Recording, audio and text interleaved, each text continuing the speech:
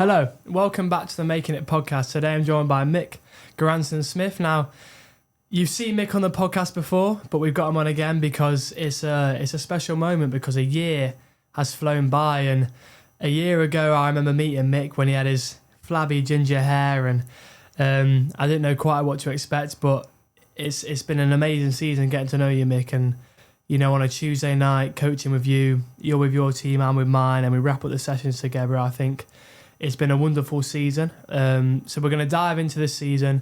We're going to dive into what Mick's journey has been like since we last got him on. So Mick, just to begin with, I just want to say, how are you feeling a year on from that moment last year when we came onto this podcast and we spoke about what was coming up? How has this season been for you? Well, the season's been very fun, I think. But feeling-wise, in terms of after the entire season, I feel like I just want so much more, you know? It's like it's a glimpse of something fun, but you just know it's something that you're going to want for your entire life, I think. That's how I feel, the exact feeling.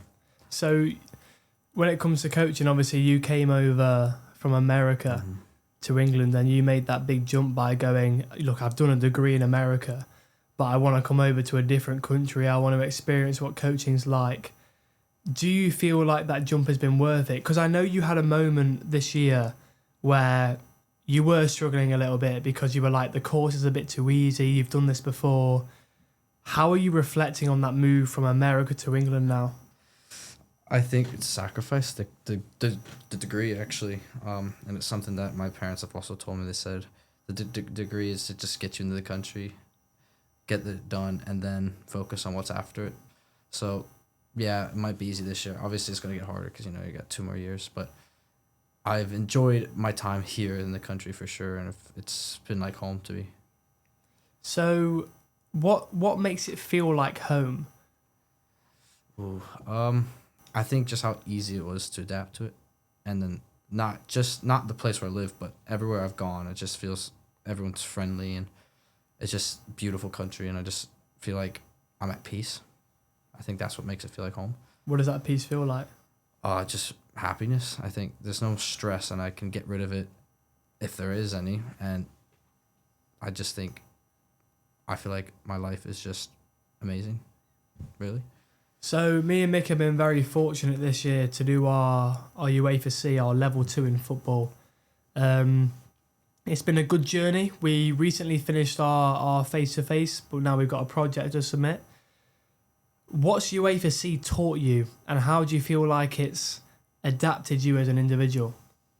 First off, I think it's done way more for me than this course. I'm not going to lie. Just in a couple months compared to an entire year. I think it's helped me understand where and exactly how my coaching is good or where I can do better. And that, I think, is one of the greatest things, is to have that criticism. I love criticism. I like to get better. I love knowledge, really. And to have them there to tell you and help you on this journey, even though it's just a couple months, the fact that they're that smart and know exactly what coaches need, and to be able to point that stuff out, it's been really helpful. And there was the other question you asked? How do you feel like it's adapted you as a coach? Right. I've definitely taken some things that I've been taught from them into coaching, but I think it's opened my eyes in terms of where I want to coach now in the future, in terms of what level or how long I want to do it for. What is that?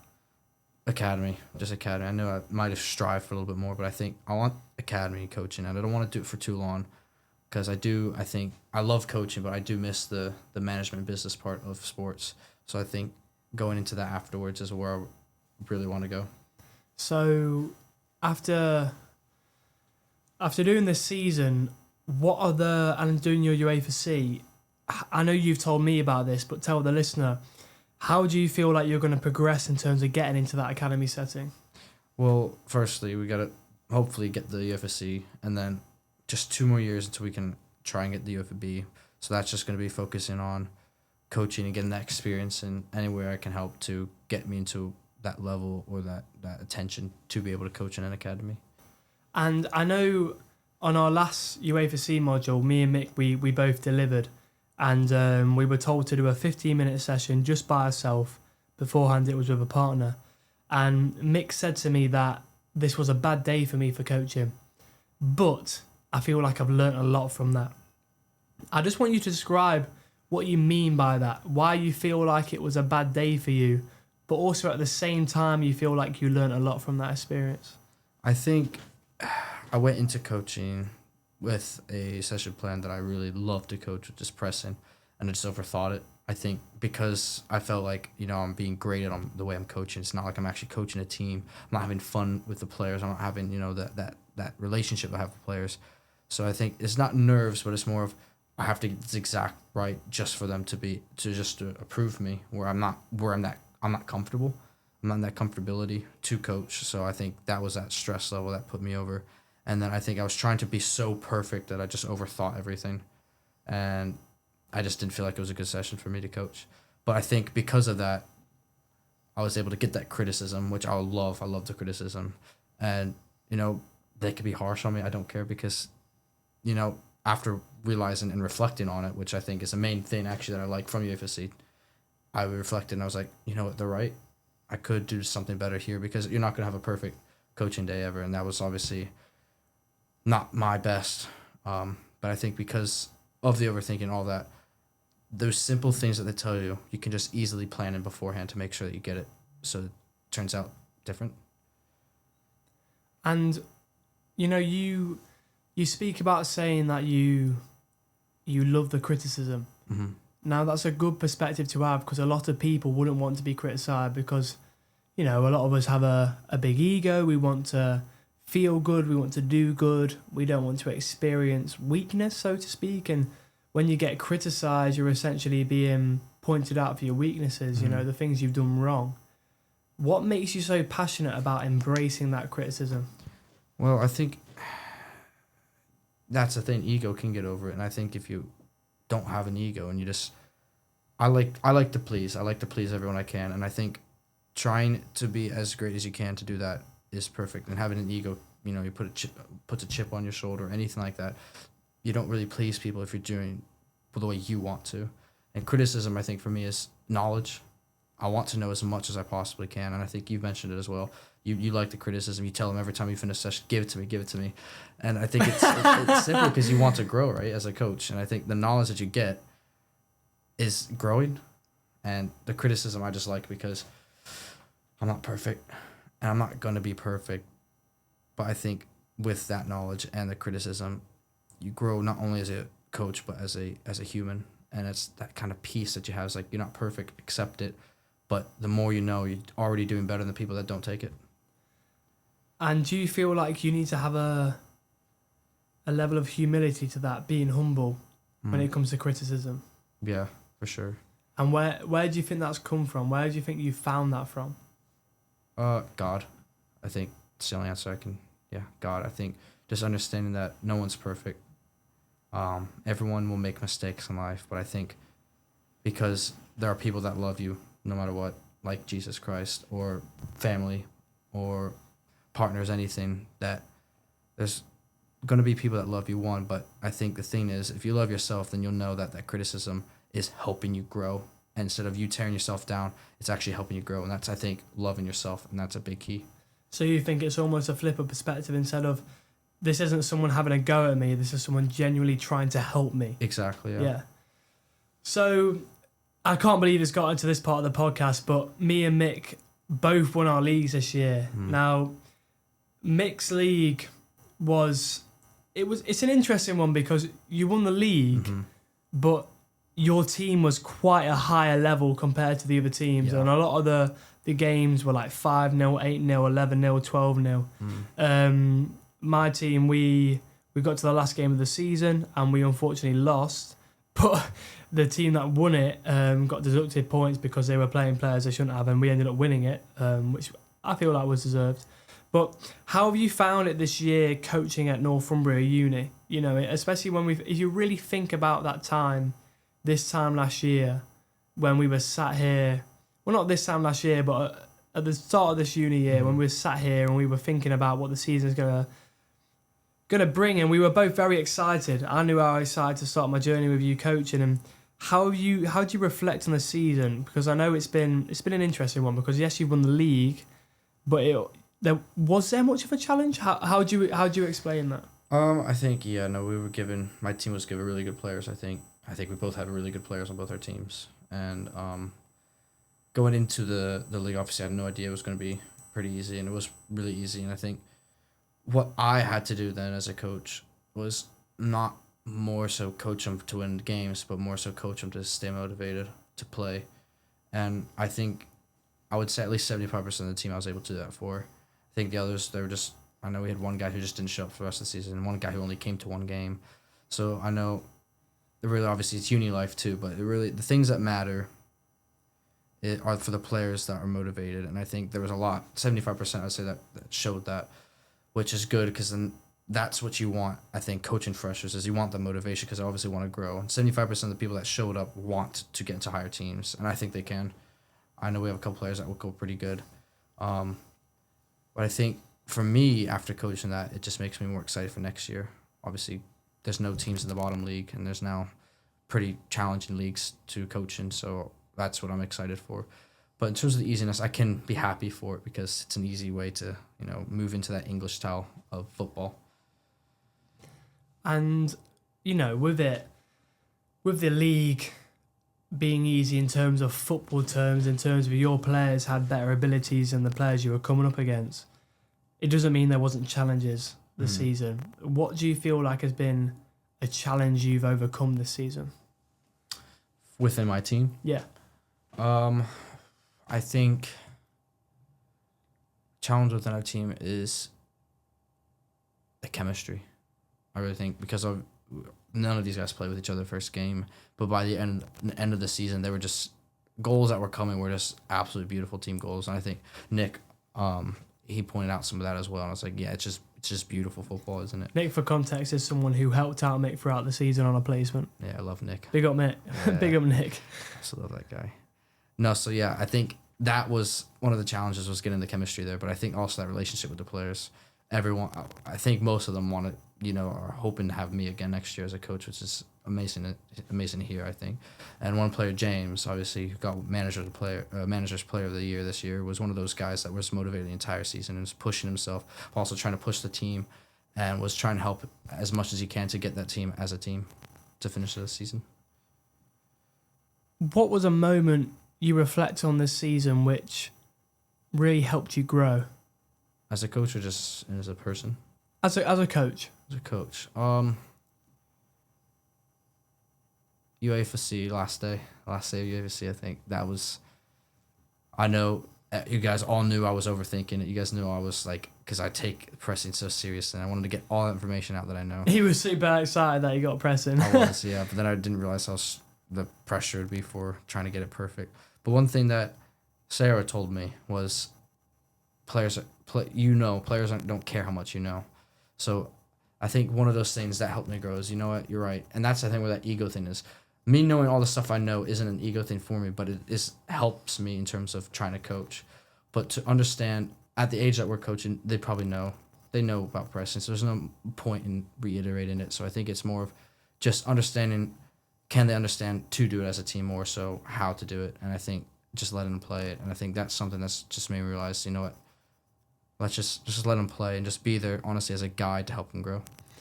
And what have the differences been in terms of coaching in America and coaching here? Has there been anything which kind of occurred and you were like, oh, okay, I need to embrace this sort of English culture of football? What are the differences there?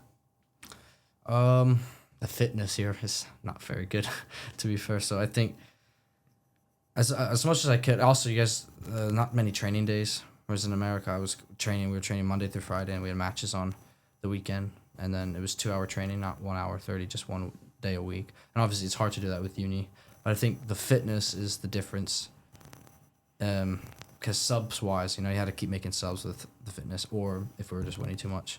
So I think being able to get that fitness in them somehow, it's gonna be a challenge for next year. I remember one time I was coaching my team and I looked over and Mick had them doing athletic drills. So fitness is a big thing for Mick. Now, I know you like to go to Tynemouth and you like to speak to God, and that's something we spoke about on the last episode, and I know it's something that's important to you. Whether people believe in God or they don't, you do, and that's something that you're passionate about. How has that helped you this season? And also not just in terms of football, but your year being in a different country. You know, those moments where you can go to somewhere like Tynemouth, where you can speak to God and you can really reflect on your life. How have those moments really helped you?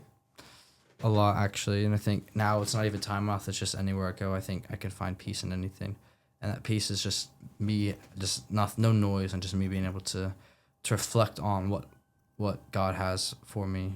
I know earlier I mentioned how I used to go to Tynemouth and I liked to talk to him and how it just helped me stress-free. But now it's more of, I think now it's having Jesus tell me or guide me in the path that I want to do for the future and where I actually want to be for my life and with the people around me now. So those are the things that I think have helped me reflect in terms of, all right, that's all in the past. Now it's time to go. I've got a lot of life left, and where do I want to be? How do I want to get there? And not to have so much worry and just trust the process of what he has in store. How does it feel? Because Mick's going back to the US on, is it tomorrow? No, June. June 10th, yeah. June 10th. You're going back to, is it York? Tomorrow? About Hinderwell, yeah. Yeah.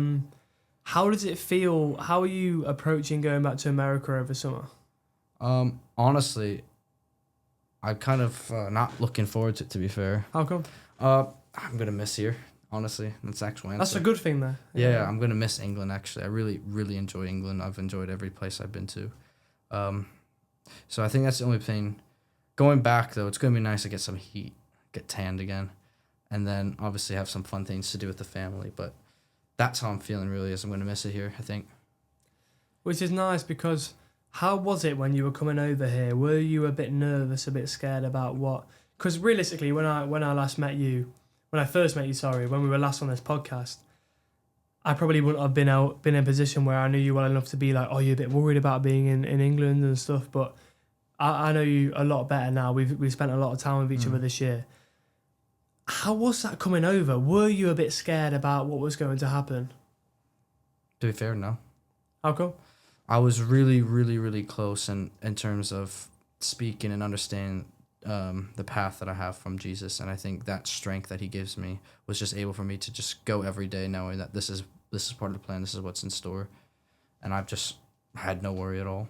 So almost that kind of that trust in knowing this is what you're supposed to be doing. Yeah. So whatever happens is supposed to happen. Mm-hmm.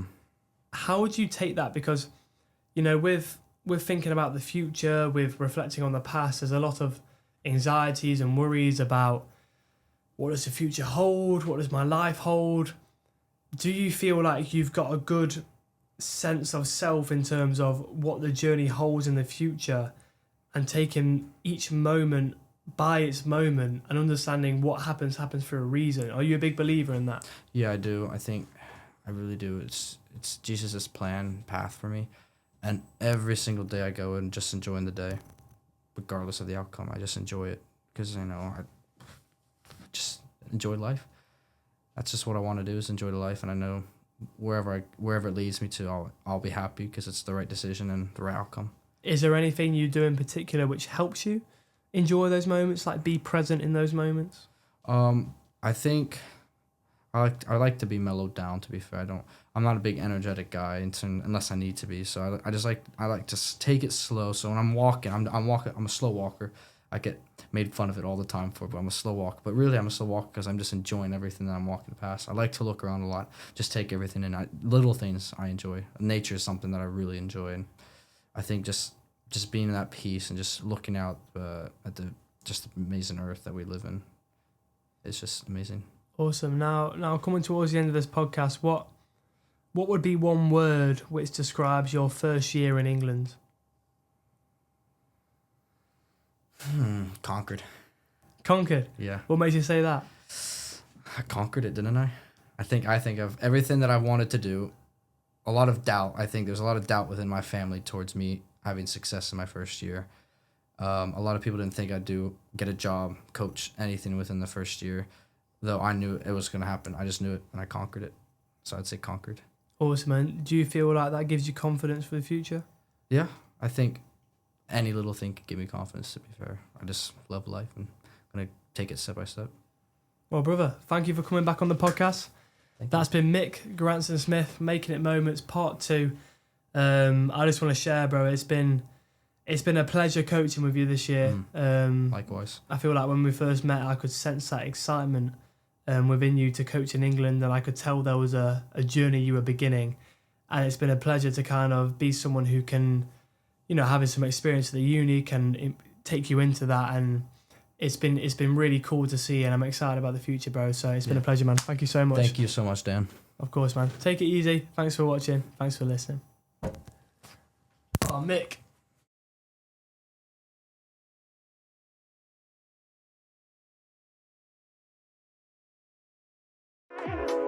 Right all night, feel so right.